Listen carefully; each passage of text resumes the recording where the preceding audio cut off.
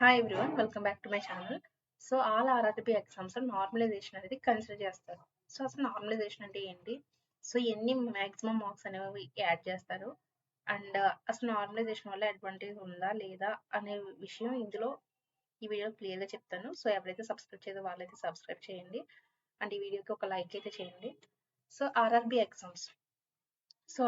Exams వచ్చేటప్పటికి మనకి groups vice అనేది కండక్ట్ చేస్తారు. And for example RRB A exam తీసుకున్నా సరే 1/3 నెగిటివ్ అనేది కంపల్సరీ. ఎందుకంటే ఇవి కాంపిటేటివ్ ఎగ్జామ్స్ కాబట్టి కాంపిటీషన్ హై లెవెల్లో ఉంటుంది. ఓకే, ఇది ఏ గ్రూప్ అన్న గ్రూప్ బి కానీ డి కానీ ఏఎల్పి జేఈ, సో దేనికైనా నెగిటివ్ అనేది ఇది కామన్. అసలు నార్మలైజేషన్ అంటే ఏంటి? సో నార్మలైజేషన్ అంటే ఫర్ ఎగ్జాంపుల్ ఆర్ఆర్బి ఒక జూనియర్ ఇంజనీర్కి 1000 వ్యాకెన్సీస్ అనేది రిలీజ్ చేసింది. సో దీనికి ఒక 10 lakh మెంబర్స్ అనే వాళ్ళు అప్లికేషన్ అనేది పెట్టారు. సో అప్లికేషన్ పెట్టుకున్నప్పుడు వీళ్ళందరూ CBT 1కి ఎలిజిబుల్. సో ఈ CBT 1కి ఎలిజిబుల్ అయినప్పుడు వీళ్ళందరినీ కలిపి ఒక్క రోజులో ఫినిష్ చేయాలి ఎగ్జామ్ అనేది. అది చాలా కష్టమైన పని. సో దీనికి ఏం చేశారంటే ఇప్పుడు షిఫ్ట్స్ పరంగా ఎగ్జామ్స్ అనేవి కండక్ట్ చేస్తున్నారు. సపోజ్ ఫర్ ఎగ్జాంపుల్ అలానే ఒక డేలో కూడా ఇది కంప్లీట్ అయ్యే ఛాన్స్ కూడా లేదు. ఫర్ ఎగ్జాంపుల్ January 1st నుంచి 10th వరకు ఎగ్జామ్స్ అనేవి కండక్ట్ చేశారు. సో అండ్ ఫస్ట్ డేకి వచ్చి 4 shifts and up to 10 days వరకు అంటే మనకి టోటల్లీ 40 షిఫ్ట్స్ అనేది కండక్ట్ చేస్తున్నారు. ఇది నార్మల్లీ ఆర్ఆర్బి సినారియో. ఓకే, అయితే ఇక్కడ మనకి చూస్తే ఎవరైతే ఈ ఫస్ట్ డే అటెండ్ అయ్యారో సో వీళ్ళకి అసలు బేసిక్ మనకి ఐడియా కూడా ఉండదు అసలు అనాలిసిస్ ఎలా ఉన్నాయి. సో మనకి జనరల్ అవేర్నెస్ వచ్చేటప్పటికి ఆర్టికల్స్ అడుగుతున్నారా ఏం అడుగుతున్నారా అసలు ఐడియా కూడా ఉండదు. సో ఎవరైతే ఈ లాస్ట్ డే అటెండ్ అవుతున్నారో సో వీళ్ళు ఇప్పటికే ఒక 36 షిఫ్ట్స్ అనేవి అనాలిసిస్ అనేవి వీళ్ళు చూసేస్తున్నారు. సో ఏంటి ఇప్పుడు ఆర్టికల్స్ అని లేదంటే సిల్గోలిజన్స్ నుంచి అడుగుతున్నాడు, లేదంటే డీసీ మెషిన్స్ నుంచి సమ్స్ అడుగుతున్నాడు, ఇలా అని వీళ్ళకి ఐడియా అనేది ఉంటుంది. సో ఇక్కడ ఎవరికి అంటే మనం మెరిట్ స్టూడెంట్స్ని మైనస్ అవుతున్నామేమో అన్న దానికోసం ఏం చేశారంటే అందరికీ టోటల్ 10 days ఎవరైతే అటెండ్ అయ్యారో వాళ్ళందరికీ ఈక్వాలిటీ అనేది మెయింటైన్ చేయడానికి సో నార్మలైజేషన్ అనేది కనిపెట్టారు. ఓకే, అసలు నార్మలైజేషన్ అనేది పర్ డేకి ఎలా ఉంటుందో చూద్దాం. ఫర్ ఎగ్జాంపుల్ ఇది ఫస్ట్ డే రోజుని 4 షిఫ్ట్స్ అయితే కండక్ట్ చేశారు. సో ఇది వెరీ ఈజీ షిఫ్ట్ అన్నమాట. అండ్ ఇది హార్డ్ షిఫ్ట్.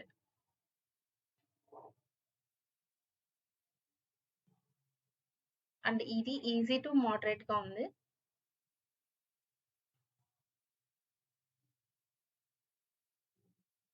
మోడరేట్ షిఫ్ట్ ఇది.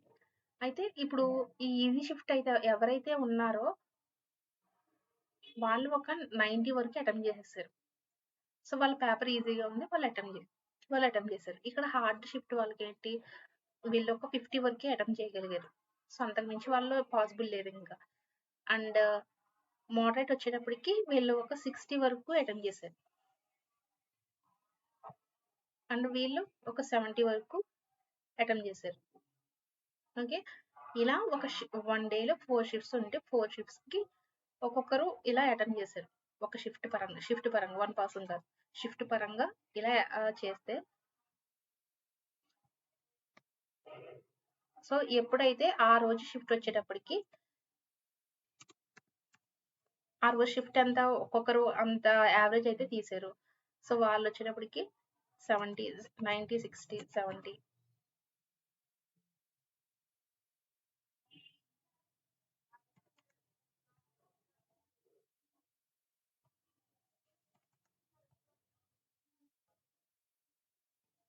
సో టోటల్గా ఒక 270 అనేది ఆ రోజు బై 4 చేస్తే వచ్చేది యావరేజ్ స్కోర్ అనేది వస్తుంది. యావరేజ్ స్కోర్ అనేది ఒక షిఫ్ట్ పరంగా అది. ఇప్పుడు అలాగా ఒక టోటల్ 40 షిఫ్ట్స్ అయితే ఉన్నాయి. ఆ 40 షిఫ్ట్స్కి టోటల్ యావరేజ్ స్కోర్ అనేది తీస్తే వచ్చేది total average all average shifts అనమాట. అండ్ ఇక్కడికి యావరేజ్ స్కోర్ అయితే వచ్చింది. సో ఒక్క రోజుకి జరిగిన అనాలిసిస్ ఇది. యావరేజ్ స్కోర్ అనేది మనం ఇలా ఎన్నైతే షిఫ్ట్లు అయ్యాయో వాటిని బై 4 చేస్తే వచ్చేది యావరేజ్ స్కోర్. అలాగే టోటల్ 40 షిఫ్ట్స్ ఉంటే 40 షిఫ్ట్స్కి మన టోటల్ యావరేజ్ అనేది వాళ్ళు కన్సిడర్ చేస్తారు. చేసిన తర్వాత సో మనకి ఎగ్జామ్ రాసేసాం. ఎగ్జామ్ రాసిన తర్వాత మనకి ఆన్సర్ కీ అనేది రిలీజ్ చేస్తారు. ఆన్సర్ కీ అనేది వచ్చిన తర్వాత మన రా స్కోర్ అంటే యాక్చువల్ స్కోర్ అన్నమాట. రా స్కోర్ అనేది మనం ఎలా ఫైండ్ అవుట్ చేయాలంటే correct answers minus 1/3 negative for every wrong answer. So ఇది ఏదైతే చేసామో దాన్ని రా స్కోర్ అని అంటాం. సో మనకి రా స్కోర్ అనేది మనంతట మనం తెలుస్తుంది. ఎప్పుడైతే ఆన్సర్ ఇచ్చారో ఆ ఆన్సర్ లింక్ అనేది మనకి ర్యాంక్ గురించి లేదంటే ర్యాంక్ మిత్ర. సో ర్యాంక్ మిత్రకు వెళ్ళి సో మీరు ఏ ఆర్ఆర్బి జోన్కి అయితే మీరు అప్లికేషన్ అయితే పెట్టారో సో ఆర్ఆర్బి చేయి CBT1. సో ఇక్కడ మీ ఆన్సర్కి URL అనేది పెట్టి సో చూస్ చేసి మీ కేటగిరీ చూస్ చేసుకొని అండ్ PhD ఎవరైతే ఫిజికలీ హ్యాండిక్యాప్డ్ ఎవరైనా ఉంటే వాళ్ళు అండ్ నెక్స్ట్ పేపర్ లాంగ్వేజ్ ఏ జోన్కి అప్లై చేశారో అది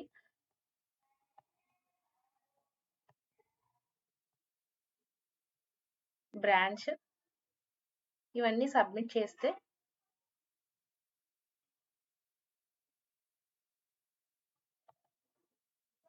మీకు ర్యాంక్ అనేది వస్తుంది అనమాట.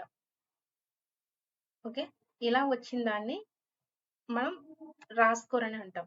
అండ్ నెక్స్ట్ వచ్చేటప్పటికి అసలు నార్మలైజేషన్ ఇప్పటికైతే రా స్కోర్ అంటే ఏంటి, యావరేజ్ స్కోర్ అంటే ఏంటి అనేది క్లియర్గా తెలిసింది కదా. సో ఇదండి నార్మలైజేషన్ అంటే.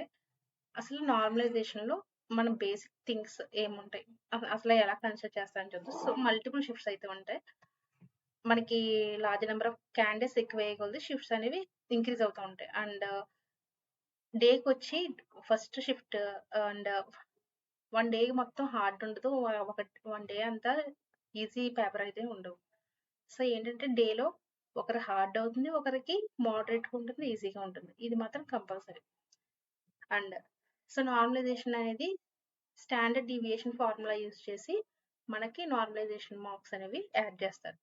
అసలు అండ్ టఫ్నెస్ లెవెల్ బట్టి అసలు ఈ మార్క్స్ అనేవి ఎలా యాడ్ చేస్తారు అనేది ఇప్పుడు చూద్దాం.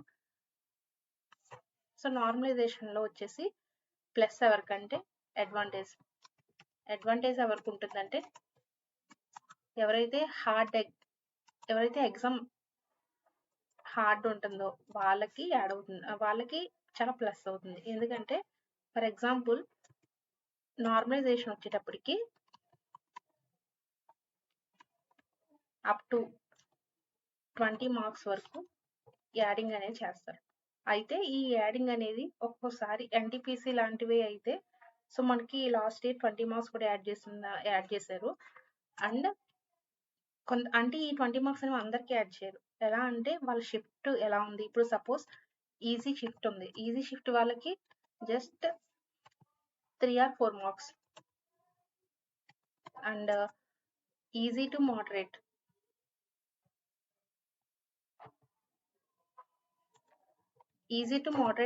ఎవరైతే ఉన్నారో వాళ్ళకి 5 to 5 మార్క్స్ కానీ 4 to 5 మార్క్స్ కానీ యాడ్ చేస్తారు. అండ్ ఎవరైతే మోడరేట్ ఉన్నారో వాళ్ళకి 5 to 7 మార్క్స్ అయితే యాడ్ చేస్తారు. అండ్ ఎవరైతే హార్డ్ లెవెల్ టఫ్గా ఉందో వాళ్ళకి సపోజ్ ఆ ఇయర్ వచ్చేసి వాళ్ళు ఆర్ఆర్బి జేఈకి 15 మార్క్స్ కలుపుతాం లాస్ట్ ఫైనల్గా అని అనుకుంటే ఈ 15 మార్క్స్ అనేది మనకి ఎవరైతే హార్డ్ ఉందో వాళ్ళకి 100% అయితే యాడ్ చేస్తారు. సో మనకి యాక్చువల్ మార్క్స్ రా స్కోర్కి సపోజ్ నీకు రా స్కోర్ వచ్చేసి ఒక 51 వచ్చింది. సో 51 + 15 టోటల్ 66 మార్క్స్ అనేది మనకి యాడ్ చేస్తారు. సో ఈ 66 మార్క్స్తో మీరు ఈ CBT1కి ఈజీగా ఎలిజిబుల్ అయిపోతారు. మీరు జనరల్ అవని అండ్ జనరల్ అయినా ఎవరైనా సరే ఈజీగా ఎలిజిబుల్ అయిపోతారు డిపెండింగ్ ఆన్ జోన్స్. ఓకే, ఇది నార్మలైజేషన్ యొక్క మెయిన్ థీమ్ మాట ఇది. ఓకే, సో హార్డ్ వచ్చిందని మనం ఏడవాల్సిన పని కూడా లేదు ఇక్కడ, ఎందుకంటే నార్మలైజేషన్ ఏంటంటే సో ఈక్వాలిటీ అనేది మనకి ఇస్తుంది. అండ్ ఇదే ఏంటంటే యావరేజ్ మార్క్స్ అనేది టఫర్ షిఫ్ట్ అయితే మీకు ఇంక్రీజ్ అయ్యే ఛాన్సెస్ అయితే మీ మార్క్స్ ఇంక్రీజ్ అయ్యే ఛాన్సెస్ అయితే ఎక్కువ ఉంటుంది. అండ్ సమ్ రేర్ కేసెస్లో ఏమవుతుందంటే ఇది ఎక్కువ ఎప్పుడూ ఉండదు, కానీ కాంపిటీషన్ ఎక్కువ ఉంటే ఈ ఛాన్స్ కూడా ఉంటుంది. ఏంటంటే వెరీ ఈజీ షిఫ్ట్ ఒక్కోసారి వెరీ వెరీ వెరీ ఈజీ అయిపోతుంది అనమాట. సో టోటల్గా 90 కూడా అటెంప్ట్ చేసే షిఫ్ట్లు కూడా ఒక్కోసారి వచ్చినాయి. మన ఎస్ఎస్సి సిహెచ్ఎస్లో చూస్తే తెలుస్తుంది. సో ఇందులో ఏమవుతుందంటే మనకి మార్క్స్ అని డిక్రీజ్ చేస్తారు, అంటే లేదంటే యాజ్ యూజువల్గా ఎంత ఉందో అంతే. అండ్ ఇక్కడ వచ్చేటప్పటికి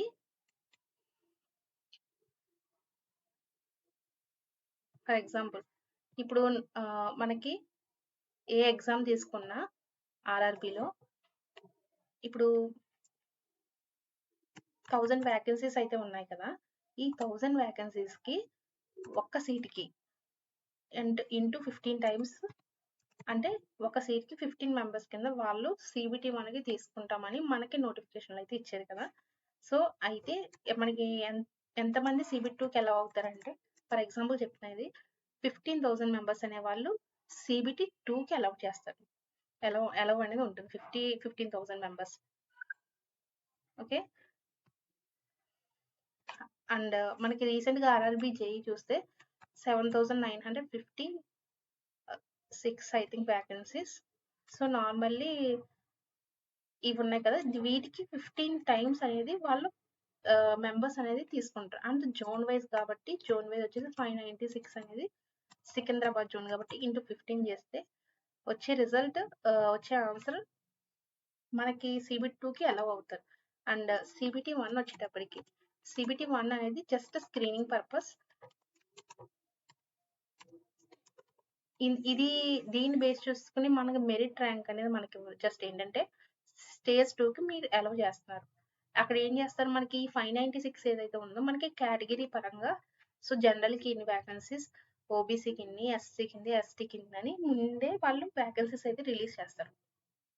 సో రిలీజ్ చేసిన తర్వాత సిబిటి 1 స్క్రీనింగ్ అయితే ఏదైతే ఉందో అది just only screening purpose branches అంటే ఈ బ్రాంచ్ కింద మంది స్టూడెంట్స్ అని వాళ్ళు కన్సిడర్ చేసుకుని సిబిటి 2కి వాళ్ళని ఎలిజిబుల్ చేస్తారు. అండ్ సిబిటి 2 వచ్చేటప్పటికి సో ఏ తీసుకున్న RRB CBT 1 CBT 2 is mandatory. And document verification and medical examination ఏఎల్పికి అయితే హై లెవెల్లో ఉంటుంది. సిబిటి 2లో ఏం కన్సిడర్ చేస్తారంటే మనకి బ్రాంచ్ వైజ్, ఇప్పుడు సపోజ్ ట్రిపుల్ ఈ బ్రాంచ్ ఉంది, బ్రాంచ్ వైజ్ వీళ్ళ స్కోర్ ఎంత, అండ్ ఆ రోజు షిఫ్ట్లో వీళ్ళ ర్యాంక్ ఎంత, అంటే షిఫ్ట్ ర్యాంక్ అంటే వాళ్ళ బ్రాంచ్ వైజ్లో ఆ షిఫ్ట్లో తనకి ఎంత ర్యాంక్ వచ్చింది అంటే కేటగిరీ పరంగా. నెక్స్ట్ వచ్చేసి యావరేజ్ మార్క్స్ అండ్ ఆ రోజు షిఫ్ట్ యొక్క యావరేజ్ మార్క్స్.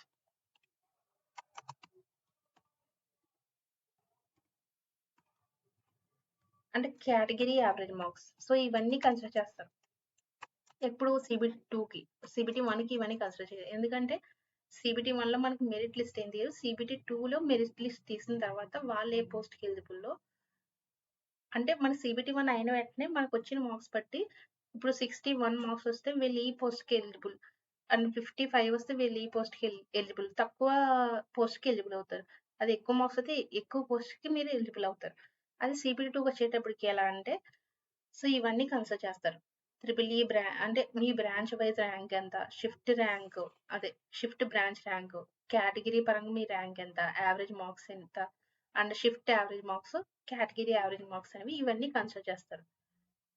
సో ఇది సిబిటి 1 కన్సిడర్ చేసేది అయితే జస్ట్ ఏంటంటే మీకు స్టేజ్ 2కి ఎలవో కాదా అని. అండ్ నార్మలైజేషన్కి స్టాండర్డ్ డీవియేషన్ ఫార్ములా ఉంటుంది. సో ఎవరైతే మీ షిఫ్ట్లో సపోజ్ నువ్వు షిఫ్ట్ అటెండ్ అయినాక నీ షిఫ్ట్‌లో ఎవరో ఒక టాపర్ ఉంటాడు. వాడు ఒక 80 మార్క్స్ అనేది వాళ్ళు అటెండ్ చేశారు. సో, వాళ్ళు 0.1 కింద వాళ్ళని స్కోర్ అనేది తీసుకొని సో, వీళ్ళేం చేస్తారంటే వీళ్ళని 0.1% కింద వీళ్ళని కన్సిడర్ చేసుకుంటారు. So, average score all shifts కలిపి వచ్చిన యావరేజ్ స్కోర్‌ని ఇక్కడ 55 అయితే 55 కింద తీసుకొని సో, ఈ స్టాండర్డ్ డీవియేషన్ ఫార్ములాలో చేసి వాళ్ళ నార్మలైజేషన్ మార్క్స్ ఎంత ఈ ఇయర్ ఎంత యాడ్ చేస్తారని ఈ ఫార్ములా బట్టి వాళ్ళు కన్సిడర్ చేస్తారు. సో, ఇది అసలు అసలు డీవియేషన్ ఫార్ములాస్‌కి ఇది 0.1% అనేది యాడ్ చేస్తారు. అండ్ CBT 2 సో, మనకి ఇది వచ్చేసప్పటికి CBT 2 స్కోర్ కార్డ్ అన్నమాట. స్కోర్ కార్డ్ వచ్చేప్పటికి మీ బ్రాంచ్ ర్యాంక్, షిఫ్ట్ ర్యాంక్ పరంగా అంటే ఇక్కడ ఇవన్నీ కన్సిడర్ చేసుకొని వాళ్ళు మీకు మెరిట్ ర్యాంక్ అనేది మీకిస్తారు. సో, మీకు మొత్తం టోటల్‌గా నార్మలైజేషన్ అంటే ఏంటి? CBT 1 అంటే ఏంటి? CBT 2కి ఎలా చేస్తారని నార్మలైజేషన్ మార్క్స్ అనేవి ఎలా యాడ్ చేస్తారనేది క్లియర్‌గా అర్థమైందనుకుంటున్నా. సో, మీకు ఈ వీడియో నచ్చితే ఒక లైక్ అయితే చేయండి. అండ్ మీకేమైనా డౌట్స్ ఉంటే ఇంకా సో, కామెంట్‌లో అడగండి నేనైతే రిప్లై ఇస్తా. So, thank you for everyone.